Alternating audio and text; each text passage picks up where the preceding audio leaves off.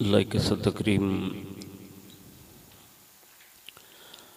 वाजिबुल एहतराम मुअज़्ज़ज़ बवक़ार सादात किराम उलमा ज़वील एहतराम गिरामी क़द्र बिरादरान इस्लाम, बिलखुसूस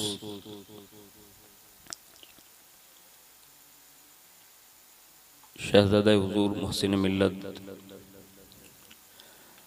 नबीर हुज़ूर शफ़ीक़ मिल्लत हज़रतुल अल्लामा मौलाना सैयद मोहम्मद शफ़ी मियाँ बापू क़ादरी दामत बरकातुहुल क़ुद्सिया वली अहद साहिब सज्जादा खानकाह क़ादरिया रज़ाकिया उना गुजरात। अज़ीज़म बिरादर गिरामी हाफिज़ साहिब क़िबला मद्दज़िल्लहु आली वन नूरानी, फ़ाज़िल गिरामी हज़रत मौलाना मोहम्मद सरफराज साहिब अशरफ़ी दामत बरकातुहुल आलिया, अस्सलामु अलैकुम व रहमतुल्लाहि व बरकातुहू।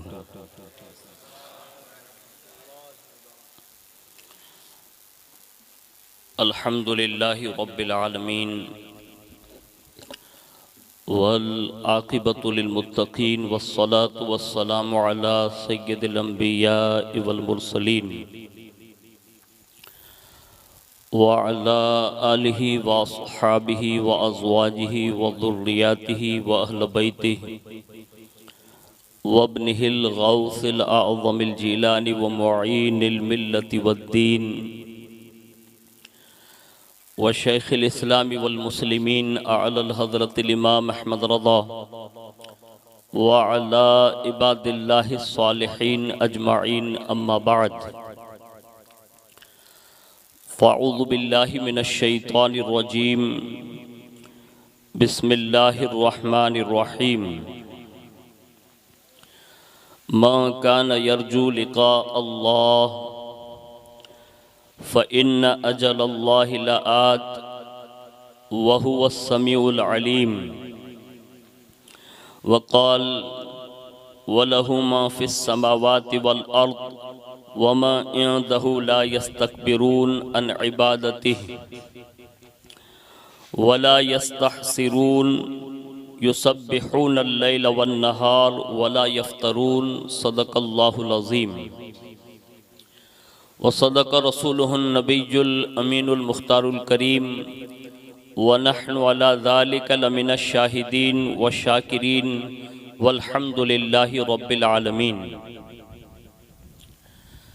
आइए सबसे पहले मज़हब अहले सुन्नत वल जमाअत यानी कि मसलक के आला हज़रत के कदीम दस्तूर के मुताबिक हम सब के आका व मौला हुज़ूर सरापा नूर सैयदना मुहम्मदुर रसूलुल्लाह सल्लल्लाहु ताला अलैहि वालिहि वसल्लम की बारगाह पुरनूर में जी लगाकर दुरूद पाक की नज़रें पेश फरमा लें। अल्लाहुम्मा सल्लि अला सैयदना व मौलाना मुहम्मदिन मअदनिल जूदि वल करम व अला आलिहि व अस्हाबिहि व बारिक वसल्लिम। सलातुम व सलामुन अलैका या रसूल अल्लाह सल्लल्लाहु ताला अलैहि वालिहि वसल्लम। हुसूल बरक़ात व नजात के लिए एक बार पूरा मजमा मिलकर दुरूद शरीफ पढ़ लें। अल्लाहुम्मा सल्लि अला सैयदना व मौलाना मुहम्मदिन मअदनिल जूदि वल करम व अला आलिहि व अस्हाबिहि व बारिक वसल्लिम। सलातुम व सलामुन अलैका या रसूल अल्लाह सल्लल्लाहु ताला अलैहि वालिहि वसल्लम। हुसूल बरक़ात व नजात के लिए एक बार और दिल की गहराइयों से दुरूद व सलाम की नज़र पेश फरमा लें। सल्लल्लाहु अला नबिय्यिल उम्मी वालिहि सल्लल्लाहु अलैहि वसल्लम। सलातुम व सलामुन अलैका या रसूल अल्लाह सल्लल्लाहु ताला अलैहि वालिहि वसल्लम। अल्लाह रब्बुल इज़्ज़त की तौफीक से और उसके प्यारे महबूब सल्लल्लाहु ताला अलैहि वालिहि वसल्लम के तसद्दुक़ से बिलखुसूस पीराने पीर रोशन ज़मीर सैयदुना शेख अब्दुल क़ादिर जिलानी अल-मारूफ़ गौसुल आज़म दस्तगीर रज़ी अल्लाह तबारक व तआला अन्हु की निगाह इनायत से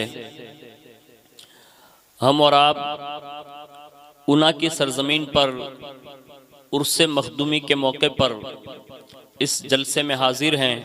अल्लाह रब्बुल इज़्ज़त हुज़ूर मखदूम पाक अलैहि रहमत व रिज़वान के सदक़े में हमारी आपकी सबकी हाज़िरी को कबूल फरमाएँ और इस हाज़िरी को हम सब के लिए दारैन की नेमतों का सबब बनाएँ।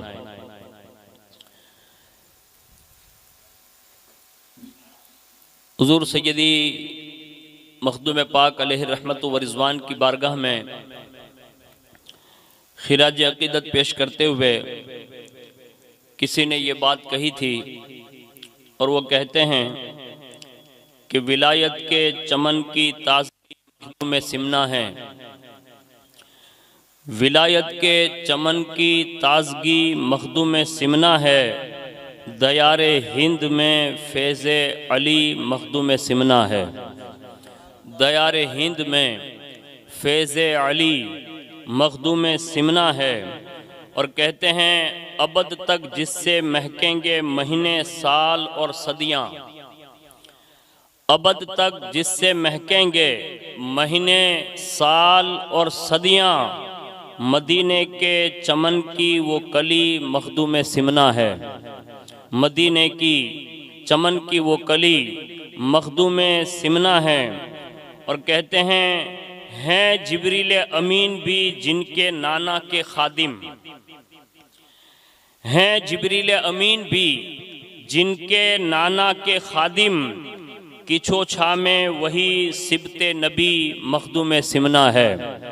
किछो छा में वही सिबते नबी मखदूम सिमना है। और आगे बढ़कर ये बात वो कहते हैं कि किताबे इश्को इरफा का सबक। किताबे इश्को इरफा का सबक सीखो पढ़ाया है। सबको पढ़ाया है। किताबे इश्को इरफा का सबक सबको पढ़ाया है। ज़माने को पैगामे आतिशी ये मखदूम सिमना है।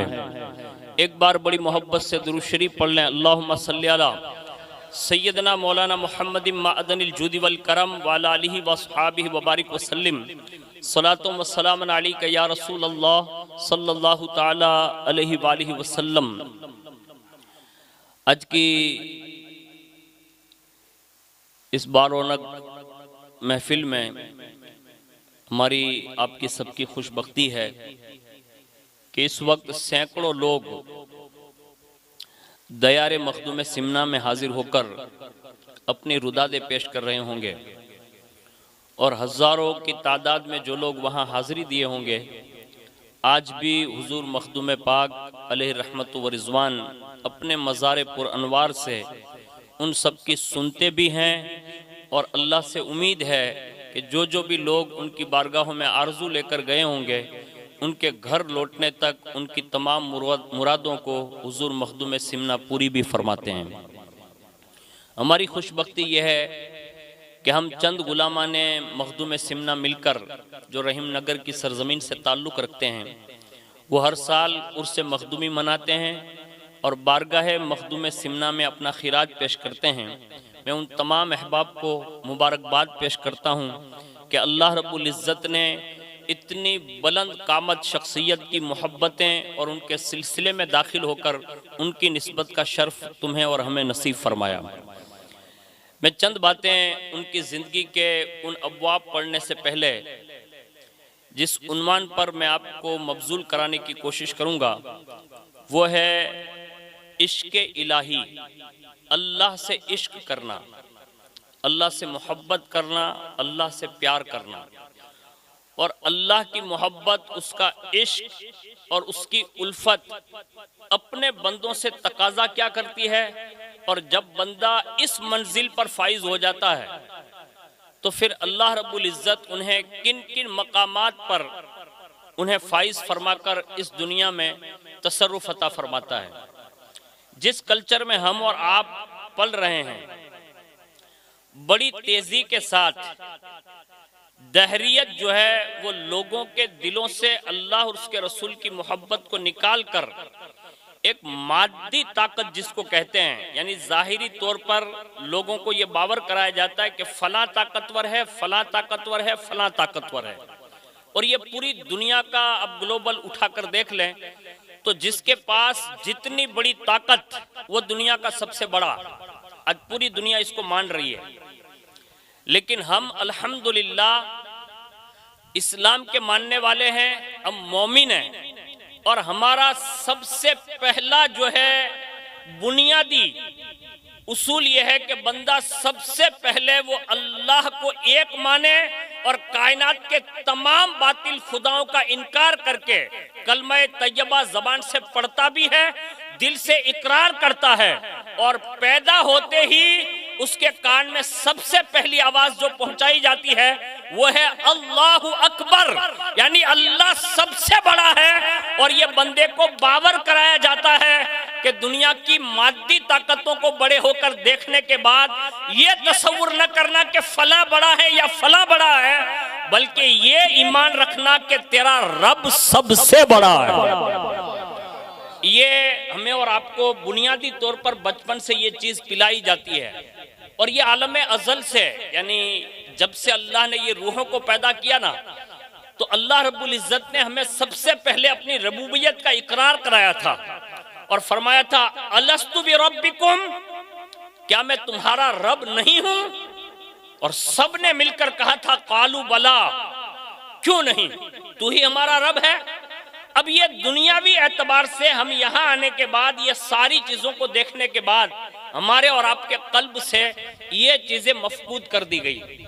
उसको अगर हुजूर मखदूम सिमना की जिंदगी में देखने जाएंगे तो आपको खुद ये बावर करना ही होगा कि अल्लाह का इश्क बंदे को कितनी बड़ी ताकत का मालिक बनाता है। जिन जिन लोगों ने, जिन जिन अफराद ने हुजूर मखदूम सिमना अलैहि रहमत व रिजवान की तारीख और उनका पूरा मतलब ये सीरत के बाब पढ़े होंगे, उन्हें ये अंदाजा होगा कि कायनात में जिन 5 औलिया का तस्वुर दिया जाता है, बिलखुसूस हिंदुस्तान की विलायत में, उन 5 में एक शख्सियत हुजूर मखदूम सिमना भी है कि हिंदुस्तान में बगैर उनकी इजाजत के एक पत्ता भी हिल नहीं सकता।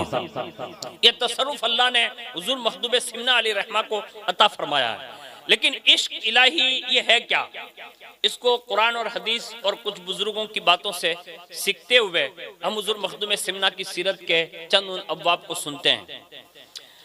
नंबर 1 कि जब तक बंदा अल्लाह से इश्क न कर ले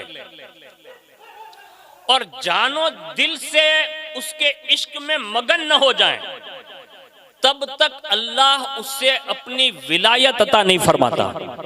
यानी वली बनने के लिए सबसे पहले जरूरी है कि वो अल्लाह के इश्क से अपने आप को मगन कर लें, और बगैर उसके इश्क इलाही के उसे विलायत नसीब नहीं होती। आगे फरमाया कि बंदे के दिल में जब तक सिवाय अल्लाह के कुछ भी ना रहे तो वो समझे कि अल्लाह ने उससे इश्क अता फरमाया है। आज हमारे और आपके दरमियान जो चीजें पेश की जा रही है और लोग ये बता रहे कि ये अल्लाह का बहुत बड़ा वली है और ये आशिक इलाही है, ये गलत है। कायनात में आशिक इलाही होने के लिए अल्लाह के सिवा सारी चीजों को दिल से निकालना पड़ता है, तब जाके कहीं इश्क इलाही की सनद नसीब होती है, वरना ये झूठ है, फरेब है और लोगों को धोखा दिया जा रहा है। ये हमारे साथ पूरी दुनिया में हो रहा है, लेकिन हमने कभी कुछ पढ़ा नहीं, सुना नहीं, इसलिए हम जिसको चाहते हैं ना उसको विलायत की सनद ऐसे ही घर बैठे दे देते हैं, हालांकि इसको विलायत नहीं कहते हैं। आगे सुनिए, इश्क की इब्तिदा कैसे होती है। सबसे पहले इश्क की इब्तिदा उनसे होती है। जब कोई तालिब अल्लाह की बातें सुनता है, अल्लाह वालों की महफिल में बैठता है, तो अल्लाह उसके दिल में अपने इश्क के जर्रात पैदा फरमा देता है। यानी ये अल्लाह रब्बुल इज्जत की तरफ से है कि वो जब अच्छे लोगों के दरमियान उसे बिठाता है और उससे उस मंजिल पर पहुंचाता है, तब जाके ये असरार खुलते हैं और उसके सीने में इश्क इलाही के जर्रात जो है नमूदार होना शुरू होते हैं। आगे अल्लाह रब्बुल इज्जत ने कुरान मजीद में अपने इश्क के ताल्लुक से ये बात इरशाद फरमाई। सबसे पहले फरमाया कि जिसको असल हकीकी इश्क इलाही नसीब होता है तो उसकी पहली निशानी यह है, फरमाया मन काना यरजू लिका अल्लाह फ़इन्ना अजल अल्लाहि लआत व हुवा समीउल अलीम। फरमाया जो अल्लाह की मुलाकात का शौक रखता है तो अल्लाह ताला का मुकर्रर करदा वक्त आने वाला है और वो सुनने वाला और जानने वाला है। इस आयत में सबसे पहली सीढ़ी ये बताई कि जिसको अल्लाह से इश्क हो जाता है वो अल्लाह की मुलाकात का शौक रखता है। अब जो जिंदगी भर कभी मस्जिद में सजदा करने ना आता हो, क्या वो भी कभी वली होता है? यानी ये ढोंग है। यानी ये जाहिरी तौर पर जो अल्लाह की बारगाह में अल्लाह के घर तक ना पहुंच सकता हो, दिन और रात में 5 वक्त वो सजदा रेज़ ना हो सकता हो, क्या कहीं उसके ताल्लुक से भी ये बावर कराया जा सकता है? हरगिज नहीं हो सकता। एक मरतबा दुरूद शरीफ पढ़ लें, अल्लाहुम्मा सल्ली अला सय्यदना मौलाना मुहम्मदिन माअदनिल जूदी वल करम व अला आलिहि व अस्हाबिहि व बारिक वसल्लम सलातुम व सलामुन अलैका या रसूल अल्लाह सल्लल्लाहु अलैहि वसल्लम।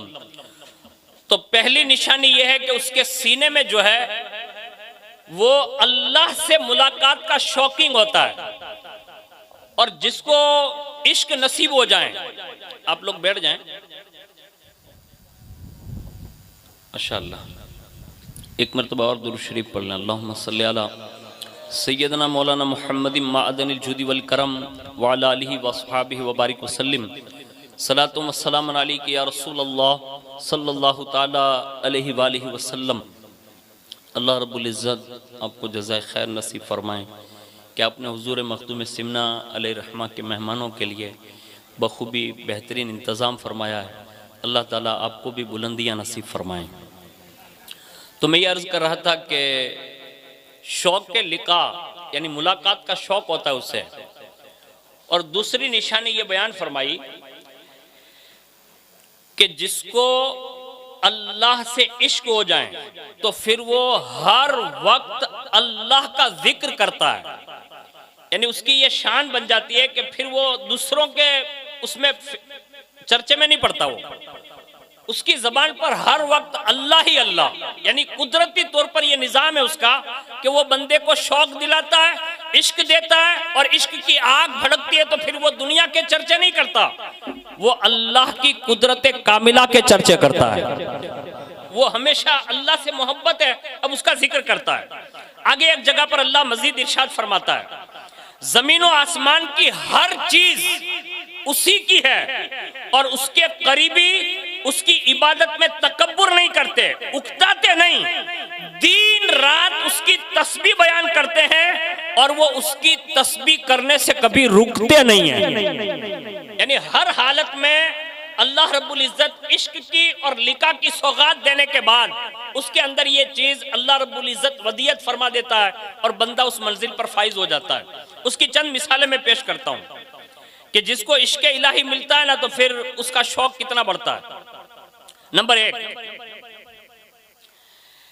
खुद अल्लाह के प्यारे हबीब सल्लल्लाहु अलैहि वसल्लम ने इरशाद फरमाया, जब तक तुम ज़ौक़ व शौक के साथ नमाज पढ़ सकते हो पढ़ो, और अगर नमाज पढ़ने से उकताहट महसूस होने लगे तो फरमाया नमाज पढ़ने से उस वक्त रुक जाओ।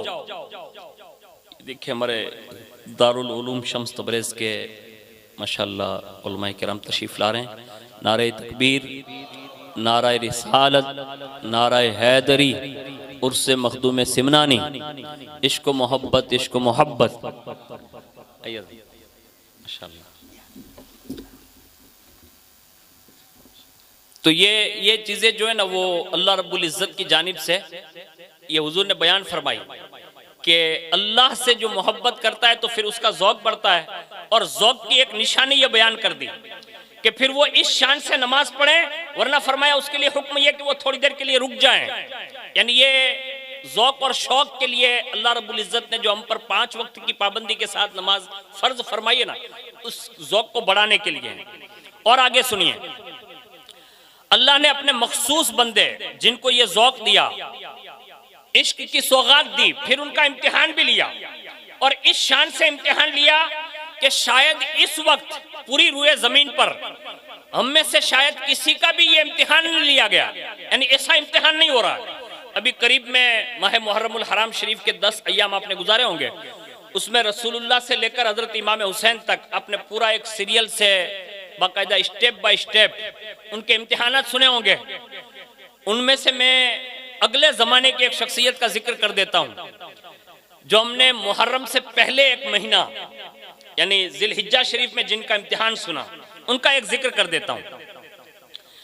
कायनात में अंबिया का इश्क इलाही बड़ा मशहूर होता है, यानी वो जितना रब से मोहब्बत करते हैं, उनसियत रखते हैं, इश्क बढ़ाते हैं, ये किसी का वस्फ नहीं होता, ये खास अंबिया के लिए है। हम तो उस इम्तिहान का मतलब एक झोंका तो दूर की बात है, हम उसके जर्रात में से करोड़वें हिस्से से भी पास नहीं हो सकते। ये उस मंजिल पर फाइज होते हैं, लेकिन अल्लाह उनका भी इम्तिहान लेता है। और कैसे लेता है?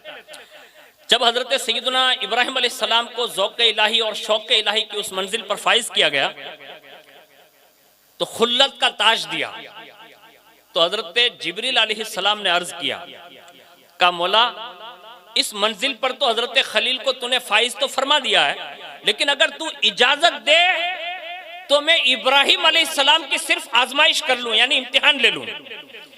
यानी अबुल अंबिया जिनको कहा जाता है, यानी जिनके खानदान में हजरत इसहाक अलैहिस्सलाम पैदा हुए, उनसे बनी इसराइल के कई अंबिया, इस्माइल अलैहिस्सलाम पैदा हुए तो उनमें सैयदना मुहम्मदुर रसूलुल्लाह जैसी शख्सियत को भेजा गया।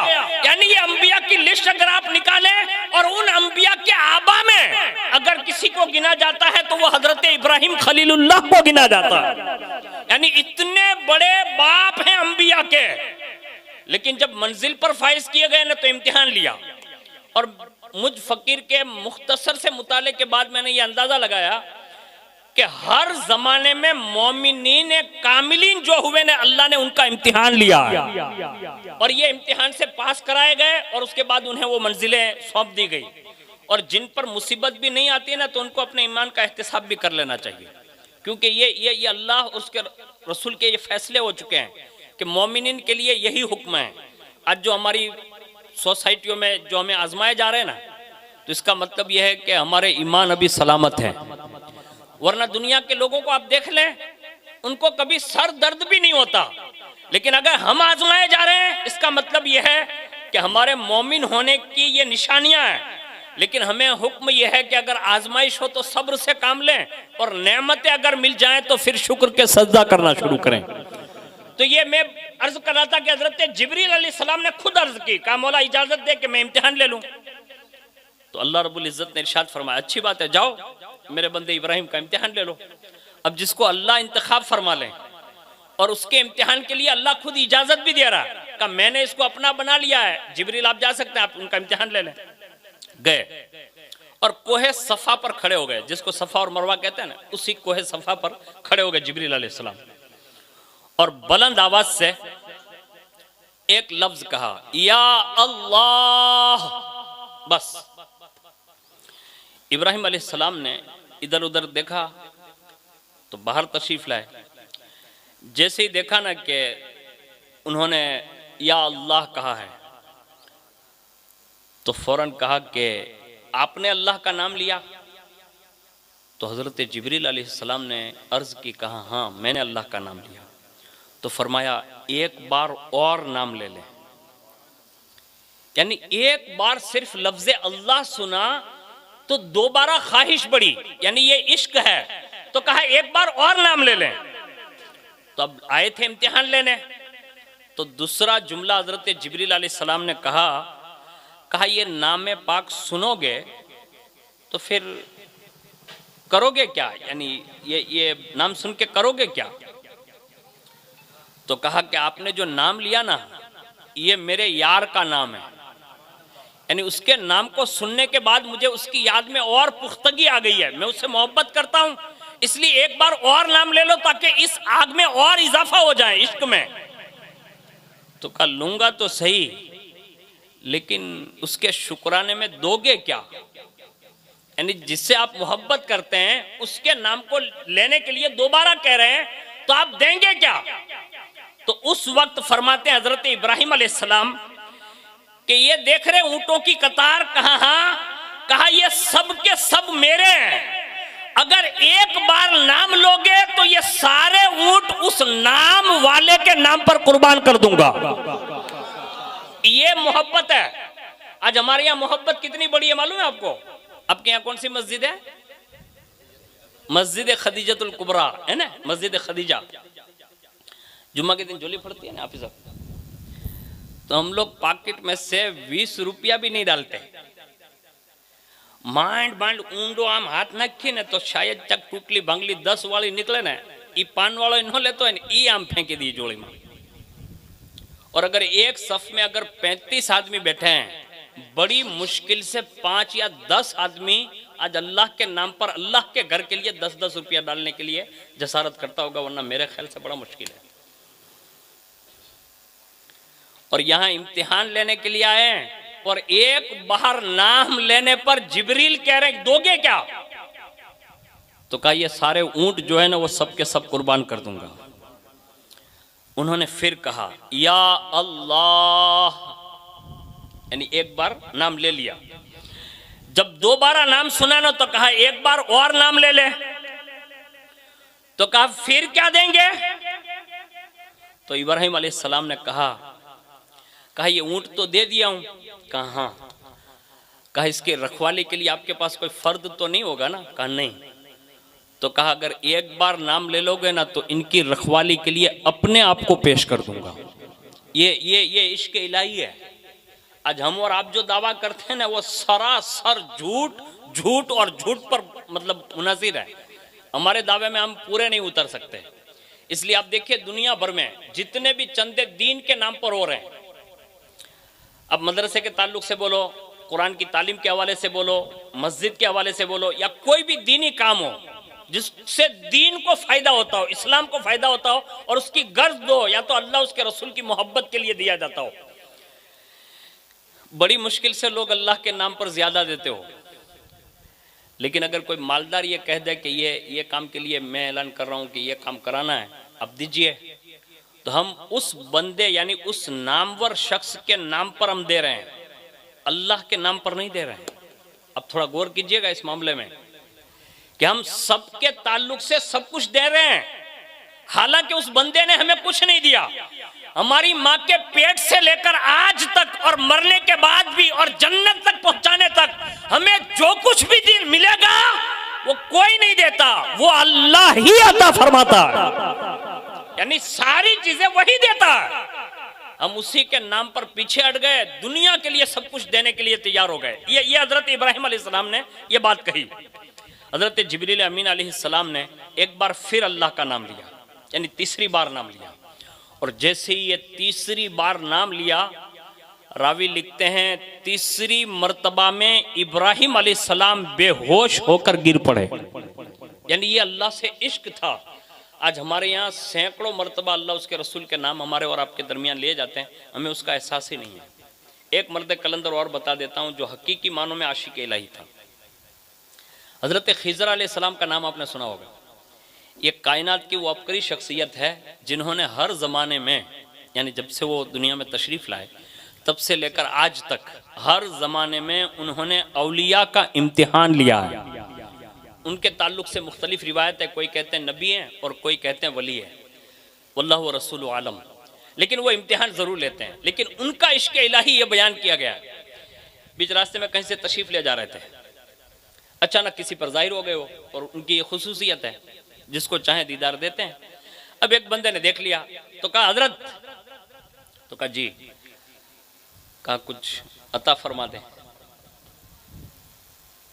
तो ऐसे जेब मुबारक जो भी थी वो टटोली, टटोलने के बाद कहा फिल वक्त मेरी जेब में कुछ भी नहीं है। तो उस बंदे ने थोड़े वखाण शुरू किए। कहा हजरत आपका चेहरा इतना सुहाना लगता है ना कि आप बिगैर दिए हुए वापस नहीं करेंगे, यानी आप लगते ही ऐसे हैं, आप बिगैर दिए वापस नहीं करेंगे।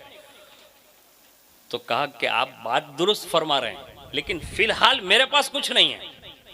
अब जब दोबारा ये कहा ना तो से बारा वो बंदा बोल उठा, कहा अल्लाह के लिए कुछ दे दें बस।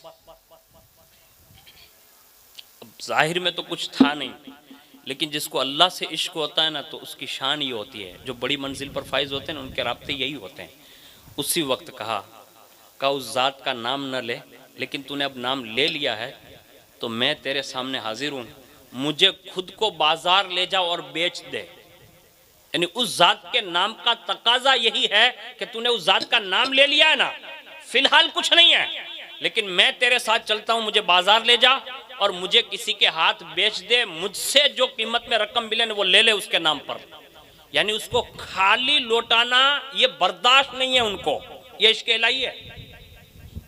वो बंदा भी मेरे और आपके जैसा रहा होगा, अल्लाह बेहतर जाने।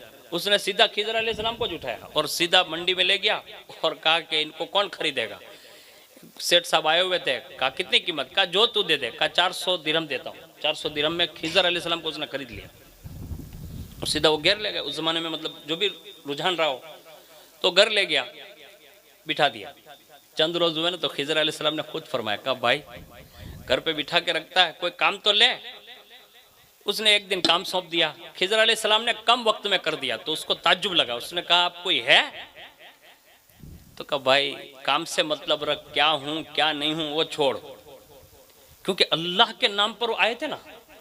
तो कहा ये मत कह के क्या है क्या नहीं, अभी काम ले ले। दूसरा काम आया, दूसरा काम इससे भी ज्यादा फास्ट कर दिया। उसने कदम पकड़ लिया, कहा हजरत ये काम इंसानों का नहीं है, यानी आम बंदे का नहीं है, अब जो भी है अब बता दे कि है कौन। तो भी छुपाया अपने आप को, कहा आप काम से काम रखें, ये खबर ना पूछें। अब देखिए यहाँ भी अल्लाह के नाम का मतलब लिहाज देखिए। उसने कहा आपको अल्लाह का वास्ता आप बता दे आप कौन है। कहा हाँ हाँ, यानी छोड़, ये जो तू नाम वास्ता दे रहा है ना, उसी के नाम पर तेरे घर तक आया हूं। और पूरा वाकया बयान किया कि मुझे बेचा गया सिर्फ उसी के नाम पर, और मैं तेरे घर पे जो काम कर रहा हूं ना, ये भी उसी के नाम के लिहाज की वजह से है, और कोई मकसद नहीं है। उसने कहा हजरत बता दीजिए ना, अब तो बता दीजिए। तो अल्लाह के नाम का लिहाज करते हुए फरमाया, कहा मेरे जिम्मे बड़े काम है, मेरा नाम ही खिजर है, यानी मैं अल्लाह का बंदा हूं, खिजर। उसने पैर पकड़ लिए और कहा हजरत जब यहाँ तक आए हैं, मैंने ये काम ले लिया, माजिरत कर दें, यानी माफ़ कर दें, माजिरत चाहता हूँ, और जाते जाते मेरे घर वालों को कोई नसीहत कर दे। अपने इरशाद फरमाया घर वालों को जमा कर दो। सबको जमा किया और जमा करने के बाद अपने एक जुमला इरशाद फरमाया, अल्लाह के लिए जब कोई तुमसे कोई चीज़ तलब करे, अगर हो तो उससे कभी मना ना फरमाना। यानी ये बड़े लोग थे जिनको अल्लाह ने ये इश्क की सौगात दी थी। उन नुफूस कुदसिया में जो सब कुछ अल्लाह के लिए देना जानते हैं ना, उनमें एक नाम हुजूर मखदूम सिमना अली रहमा का है। अब देखिए कमोबेश 15 साल की उम्र में वालिद साहब का इंतकाल हुआ, और जैसे वालिद मोहतरम ने दुनिया छोड़ी, वजीरों ने, उमरा ने और जो मुशीर लोग थे, उन्होंने सीधा हुजूर मखदूम पाक को ही मसनद नशी कर दिया, यानी सीधा स्टेज पर यानी तख्त पर बिठा दिया, काज से बादशाह आप है। 15 साल से लेकर 25 साल का जो दौर गुजरा ना, यानी 10 साल हुकूमत फरमाई, 15 साल से 25 तक में, तो उस दरमियान हजरत खिजर अलैहिस्सलाम एक बार हाजिर हुए, और जो उनका ज़ौक़ दुर्वेशी यानी इश्क इलाही की जो आग अंदर लगी हुई थी ना, उसको उभारते हुए उसी दौरान इरशाद फरमाया खिजर अलैहिस्सलाम ने मुलाकात करके कहा, अशरफ जिस ज़ात के लिए पैदा किए गए हो ना, यानी इश्क इलाही की आग के लिए, अब ये तख्त पर बैठकर नसीब नहीं होने वाली है। तो कहा उसके लिए क्या करना होगा? तो सबसे पहली नसीहत ये फरमाई कि मुराकबा करो और इसमें ज़ात यानी अल्लाह का नाम और पासे अनफास की तालीम इरशाद फरमाई, यानी अल्लाह के नाम का जिक्र करना, लेकिन वो सांस के जरिए करना, यानी बोलकर नहीं, जबान से नहीं, सांसों के जरिए, ये आपने तालीम फरमाई। उसके बाद खिजर अलैहिस्सलाम रुखसत हो गए, तशरीफ ले गए। एक अरसे के बाद हजरत ख्वाजा उवैस करनी तशरीफ लाए और उन्होंने जिक्र अज़कार यानी अज़कार उवैसिया तालीम फरमाए। इसका एक मुसलसल आपने चिल्ला फरमाया, और उसके बाद जैसे ही उस 25 साल की उम्र को पहुंचे तो दोबारा खिजर अलैहिस्सलाम आए और फरमाया चंद दिन तक तख्ते शाही पर रहें, उसके बाद इसको अलविदा कहे और यहां से निकलें। बस इतना कहा। यानी 10 बरस तक आपने ताजदारी की और 27 रमजान मुबारक शब कदर खिजर अलैहिस्सलाम फिर तशरीफ लाए, यानी तीसरी बार आए और इरशाद फरमाया, अशरफ अब वक्त आ गया है, तख्ते शाही छोड़ो, उठो, खड़े हो और हिंदुस्तान की तरफ रुख करो। आपके पीर अलाउल हक पंडवी आपका इंतजार फरमा रहे हैं। अब जो बादशाह हो वो कुर्सी छोड़ सकता है भाई? अरे यार, हम लोग मौलाना लोग ये कुर्सी नहीं छोड़ने के लिए तैयार। यानी आप अंदाजा तो, आदमी जल्दी सीट छोड़ता नहीं है। अब वो तख्ते शाही पर है, बादशाहत है, और ये 1-2 दिन की बादशाह नहीं, 7 पुश्तों से बादशाह चली आ रही है। यानी सिमनान के और अतराफो अकनाफ के मुतलक बादशाह है। लेकिन खिजर अलैहिस्सलाम ने आकर कह दिया, कहा इसको छोड़ दिए। अब अल्लाह के इश्क की खातिर मखदूम सिमना अलैहिर्रहमान ने सल्तनत छोड़ दी, यानी उसको छोड़ा। लेकिन छोड़ने का अंदाज बता दूं, आज हम और आप भी कोई चीज इतना जल्दी, हमें और आपको भी उलमा नहीं कहते ना, हमारे पिराने निज़ाम इतना जल्दी कहते हैं, स्टेप बाय स्टेप होता है। लेकिन यहां तो फौरी तौर पर यह हुक्म आया है कि इसको छोड़ो। लेकिन इब्तिदा कैसे फरमाई? सीधे हजरत मखदूम पाक अपनी वालिदा की बारगाह में फजर की नमाज के बाद हाजिर हुए और सारी बात जो है वो अर्ज कर डाली। पहली, दूसरी और तीसरी मुलाकात का जो हुक्म आया ना, वो तीनों बातें आपने अर्ज की। लेकिन माँ जो होती है ना, उसका दिल बड़ा दरिया होता है। यानी मैं अगर ये कहूँ कि समंदर से भी बड़ा होता है तो ये बजा होगा, क्योंकि माँ का दिल ही अल्लाह ने ऐसा बनाया है। लेकिन कुदरती तौर पर जिन लोगों को अल्लाह इस मंजिल पर फाइज करना चाहते हैं, तो फिर इनके माँ बाप के दिलों को भी इतनी वुसअत अता फरमाता है।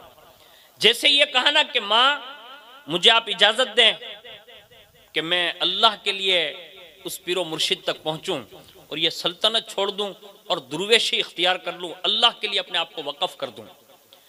जब ये इजाजत मांगने आए ना, तो फरमाया, बेटे तेरे नाना यानी हजरत सैयदना ख्वाजा सैयद अहमद यसवी नूर बख्शी ने तुम्हारी पैदाइश से पहले मुझे ख्वाब में ही फरमा दिया था कि बेटी खदीजा, तुम्हारे बतन से जो बच्चा पैदा होगा वो आफताबे गौसियत निकलेगा।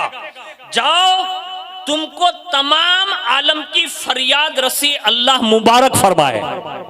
यानी ये इजाजत दी, कहा तुम्हारे बारे में तो पहले ही मुझे ये बशारत दे दी गई थी कि तुम जो बनोगे ना, वो ये जाहिरी सल्तनत के लिए नहीं बनोगे, बल्कि कायनात की रूहानी सल्तनत जो है वो तुम्हारे हवाले कर दी जाएगी। और उसके बाद आपके एक छोटे भाई थे जिनका नाम है मोहम्मद आरफ, उनको सुल्तान बनाया और उसके बाद आप हिंदुस्तान की जानिब रवाना हुए। और कमोबेश उस सफ़र में वालिदा की ख्वाहिश पर जब सवारी पर सवार होने लगे, तो वालिदा ने ख्वाहिश का इजहार किया। कहा बेटा एक तमन्ना और है, अगर पूरी कर दें। माँ ने इजाज़त दे दी, अल्लाह के लिए निकल रहे हैं। तो कहा माँ फरमाएं। तो कहा बेटा जब यहाँ से निकलो ना, तो कम अज कम 12,000 या 2,000 ऐसे सवार साथ में रख लो, ताकि कम अज कम मेरे दिल को यह तसल्ली हो जाए कि मेरा बेटा लश्कर कशी के लिए गया हुआ है। यानी उस जमाने में जिहाद भी होता था, और ये मखदूम पाक ने ये 10 साल जो हुकूमत फरमाई ना, उसमें एक जंग भी आपने मतलब अमीर पना किया उसमें। लेकिन ये कहकर वालिदा ने आपको रुखसत फरमाया। यहाँ तक के उस जमाने में एक बहुत बड़ी शख्सियत हजरत सैयदना अलाउद्दौला सिमनानी, जो उस जमाने के बेहतरीन दर्स तसव्वुफ के एक सूफी बुजुर्ग गुजरे हैं, वो चंद मंजिल तक आपको रुखसत करने के लिए भी तशरीफ लाए। और तीसरी मंजिल पर जब आप पहुंचे, तो 12,000 जो साथ में तशरीफ लाए थे ना, उनसे फरमाया कि आप यहाँ से अब रुखसत हो जाओ। और 2 लोगों को साथ में लिया। चलते चलते जब बुखारा तक पहुंचे, तो लिखा गया है कि हुजूर मखदूम पाक अली रहमान ने उन्हें भी सोता छोड़कर फिर आगे का सफर अपने स्टार्ट फरमाया।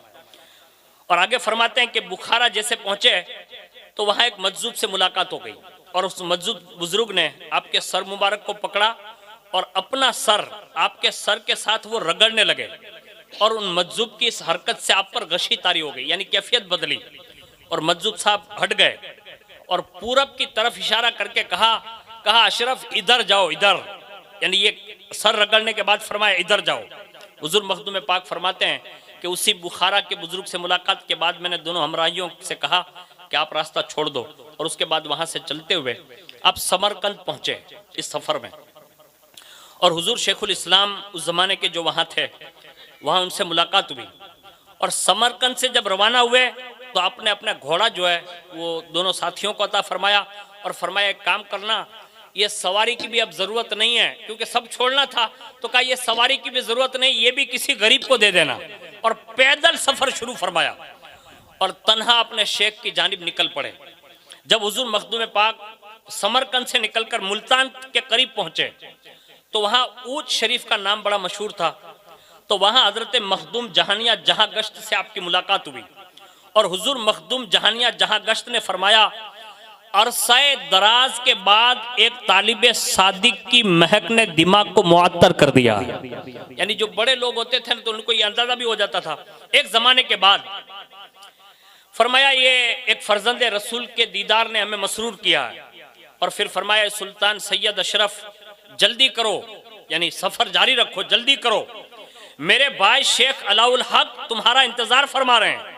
और उसके बाद हुजूर मखदूम पाक फरमाते हैं कि हुजूर सैयदना मखदूम जहानिया जहां गश्त ने अपने बरक़ात नेमत से मुझे मालामाल किया और आपको पूरा मुल्क के बंगाल की तरफ आपको रवाना फरमाया और ताकीद ये इरशाद फरमाई, कहा बीच में ज्यादा ताखीर न करना, जल्दी जाना।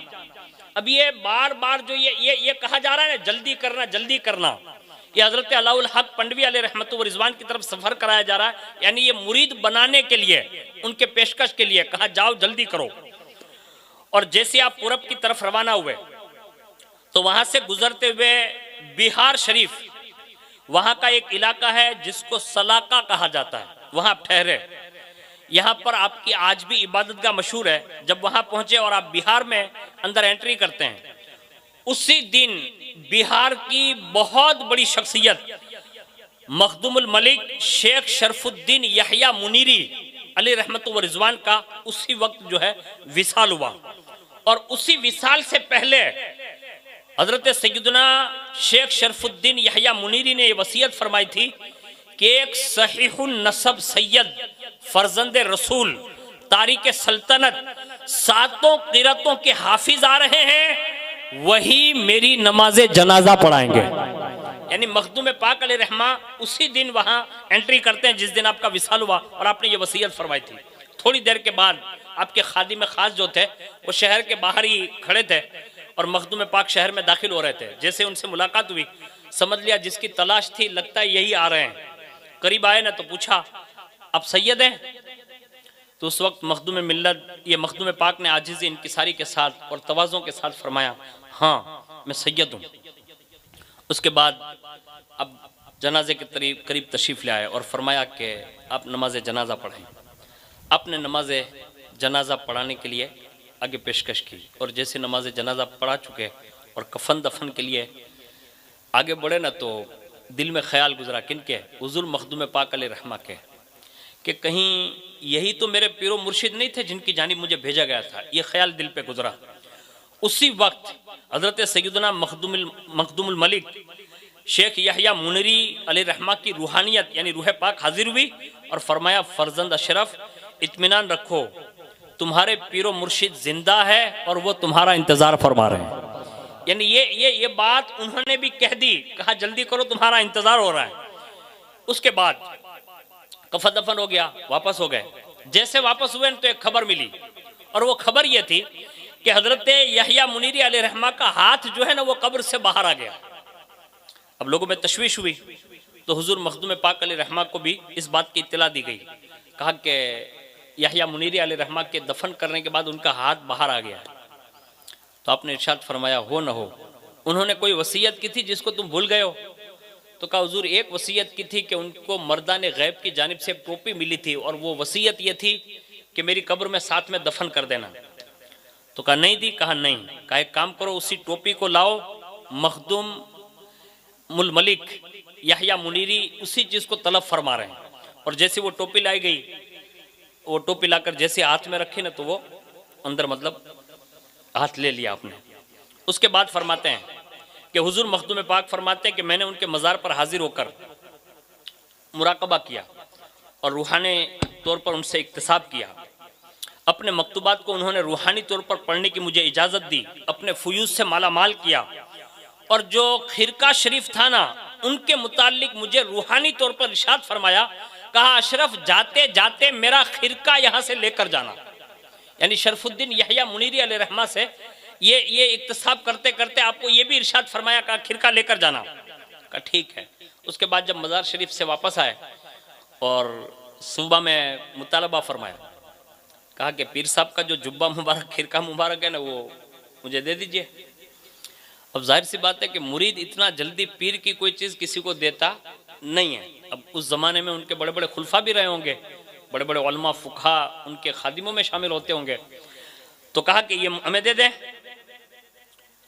तो कहा ये नहीं मिल सकता। तो कहा तुम्हें कैसे दे दें, ये हमारे पीर की अमानत है, हम लोग जिम्मेदार हैं, हम लोग साहिब सज्जादा बनेंगे, ये सारी चीज़ें हमारा हक बनता है, आप लेके जाएंगे। तो कहा एक काम करते हैं, मुझे तो आपके पीरो मुर्शिद ने कहा था इसलिए मैंने पेशकश की है कि मुझे दे दो, लेकिन अगर आप नहीं देते तो एक काम करते हैं। कहा क्या? कहा ये खिरका ले जाते हैं और मखदूमुल मलिक शरफुद्दीन यहया मुनीरी के मज़ार पर रखते हैं, अब जिसके नसीब में होगा वो उठा लेगा। यानी ये पेशकश की, यानी फैसला मुरीद नहीं करे, पीर साहब करेंगे। अब मुरीद भी उस जमाने के मोतकीदी थे तो फौरी तौर पर खिरका उठाया और सीधा ला के वो जुब्बो मुबारक जो था ना वो मज़ार शरीफ पे रखा। जितने मुरीद हाजिर थे ना सब ने उठाने की कोशिश की, किसी एक भी मुरीद से यहया मुनीरी अलैहिर्रहमा का खिरका उठ ना सका। यानी पता ये चला उस जमाने में ये बड़े लोग थे कि ये सौंपते थे ना तो ये भी खास खास लोगों को सौंपा जाता था। तो कहा किसी से उठा ही नहीं और मज़ार शरीफ पर रखा हुआ है। सारे मुरीद एक के बाद दिखे कोशिश कर लिए, सबके बाद सबने हाथ बढ़ाया, किसी से उठा नहीं। फिर लोगों ने कहा अब सैयद अशरफ को भी मौका दिया जाए। अब जैसे ही मखदूम पाक आगे बढ़े तो बाकायदा आपने ऐसे उठाया जैसे बंदा फूलों को उठा लेता है, और उसके बाद बाकायदा पहना और एक गलबा तारी हुआ और एक शेर पड़ा, और उसके बाद जैसे मज़ार शरीफ से मतलब बाहर निकले तो बीच बाजार में कुछ लोग चले आ रहे थे, तो वही जुब्बा जो पहना हुआ था ना वही उतारा और सीधा उन लोगों को सौंप दिया। तो मुरीद पीछे ही थे सारे। तो कहा जब हमारे पीर साहब का खिरका पहनना ही था तो फिर उतार के ये लोगों को क्यों दे दिया? तो जवाब भी बड़ा सोना देते हुए इरशाद फरमाया, कहा सिर्फ कपड़ा दिया, यानी ये सिर्फ कपड़ा दिया, अंदर जो कुछ था ना वो अशरफ ने ले लिया। ये उस जमाने के एतबार से उन्होंने बाकायदा रूहानी दुनिया में इतना बड़ा इक्तिसाब फैज़ किया। और फिर अल्लाह रब्बुल इज़्ज़त ने आपको खिताब जहांगीरी और गौसुल आलम और महबूब यज़दानी की मंजिल तक फाइज फरमाया। और पूरी दुनिया में जिन जिन बुजुर्गों के नाम आते हैं ना कि पूरी दुनिया की सैर फरमाई, उसमें से एक शख्सियत हुजूर मखदूम पाक अलैहिर्रहमा भी है कि जिन्होंने पूरी दुनिया के उस हिस्सों तक आप तशरीफ़ ले गए कि सहीफ़े अशरफी वगैरह में लिखा है और लताइफ़ अशरफी वगैरह में भी कि आप फरमाते हैं कि मैं उन ज़मीन के हिस्सों तक पहुँचाऊँ जहाँ बाकायदा दरख्तों में इंसान लटके रहते थे, यानी बाकायदा फल की जगह पर इंसान होते थे और वो बाकायदा बातें करते थे। और मैंने ऐसे लोगों को भी देखा है, तो मैंने उनसे सवालात भी किए। उनमें से एक सवाल ये था, मखदूम पाक ने फरमाया, मैंने उनसे पूछा कि आप लोग तो दरख्तों से लटके हुए हैं, यानी बाकायदा दरख्तों से ज्वाइंट ऐसे जैसे फल लटकते हैं, ऐसा नहीं कि खाली हाथ पकड़ के लटके हुए हो। मखदूम पाक ने लिखा है, साहिफ़ अशरफी में ये बात नकल है कि बाकायदा उनकी नाफों के जरिए वो लटके होते थे, यानी इस तरह इंसान लटके हुए हैं। तो मखदूम पाक ने उनसे बात की, कहा तुम्हारे खाने पीने का इंतजाम कैसा होता है? यानी आप यहाँ तक लटके हुए हो दरख्तों में और यहाँ तो कोई इतनी बड़ी आबादी नजर नहीं है, जिसको भी देखा वो दरख्त से लटका हुआ है, तो आपके खाने का इंतजाम कैसे होता है? तो फौरी तौर पर उन्होंने जवाब दिया, कहा ये दरख्त आप देख रहे हैं ना? कहा हाँ। कहा परिंदे जो है इस दरख्त पर जो भी बैठेगा तो वो आम चीज लेकर नहीं आता, यानी मामूली चीज लेकर नहीं आता। कहा तो कहा ये मेवा जात लेकर इस दरख्त पर रहाइश पजीर होते हैं, और बाकायदा जब वो उनके पत्तों पर बैठकर वो मेवाजात जब खाते हैं और उनकी चोंच जब लगती है तो उसके दो टुकड़े होते हैं, एक टुकड़ा उनकी चोंच में जाता है और दूसरा अल्लाह हमारे मुंह में पहुंचा देता है। ये रोजी का इंतजाम कुदरती तौर पर निजामुद्दीन, ये हजरत मखदूम पाक फरमाते हैं कि उनकी रोजी के असबाब यही थे कि उनको रिस्क यूं पहुंचाया जाता था। फिर मखदूम पाक फरमाते, मैंने दूसरा सवाल किया, कहा जब तुम में से कोई इंतकाल कर जाता तो फिर पता कैसे चलता कि फला बंदा मर गया, क्योंकि सब लटके हुए हैं दरख्तों में और कोई मतलब वो जमीन लटकी हुई है इंसानों से। तो फरमाया हुजूर, जब हम में से कोई इंतकाल कर जाता है तो उसके नाफ का हिस्सा जो दरख्त से ज्वाइंट होता है ना, वो कट जाता है और जैसे वो जमीन पर गिरता है तो हमें मालूम हो जाता है कि हमारा फला बंदा दुनिया से जा चुका है। यानी ये कुदरती तौर पर ये निज़ाम बना हुआ था। ये मखदूम पाक अलैहि रहमत व रिज़वान की ज़िंदगी के चंद बाब मैंने आपके गोश गुजार किए, जिन्होंने सिर्फ अल्लाह के लिए सब कुछ छोड़ा और बाकायदा अल्लाह की रज़ा के लिए उन्होंने सल्तनत को तर्क किया और आज पूरी दुनिया उनके फैज़ान से मालामाल हो रही है।